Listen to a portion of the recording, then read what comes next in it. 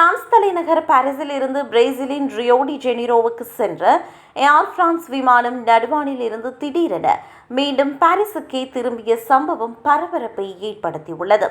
Air France நிறுவனத்திற்கு சொந்தமான Boeing ரக விமானம் வியாழக்கிழமை மதியம் 2 மணியளவில் பாரிஸில் இருந்து புறப்பட்டு சுமார் 2 மணி 40 நிமிடங்களுக்கு பிறகு போர்ச்சுகல் நாட்டின் வான்வெளியை விமானம் கடந்தபோது இந்த எதிர்பாராத அசம்பாவிதம் நிகழ்ந்துள்ளது.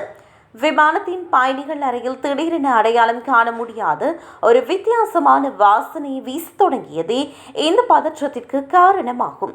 இந்த வாசனையின் மூல காரணம் என்னவென்று உடனடியாக தெரியாததால் விமானத்தின் விமானி அவசரகால நெறிமுறைகளை பின்பற்றி 7700 என்ற அபாய குறியீட்டை தரை கட்டுப்பாட்டு அறைக்கு அனுப்பியுள்ளார்.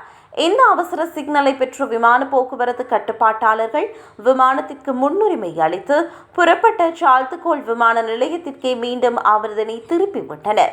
இறுதியில் மாலை 6:19 மணியளவில் அந்த விமானம் பாதுகாப்பாக தரையிறங்கியது. அங்குள்ள தரை கட்டுப்பாட்டு ஊழியர்கள் மூலம் பயணிகளுக்கு தேவையான அனைத்து உதவிகளும் உடனடியாக வழங்கப்பட்டன. பயணிகளுக்கு ஏற்பட்ட இந்த சிரமத்திற்கு வருத்தம் தெரிவித்த ஏர் பிரான்ஸ் நிறுவனம் பயணிகளின் பாதுகாப்பை முக்கியம் என்றும் AF4190 என்ற புதிய எண்ணுடன் இந்த விமானம் வெள்ளிக்கிழமை மீண்டும் புறப்பட்டதாக அறிவிக்கப்பட்டுள்ளது.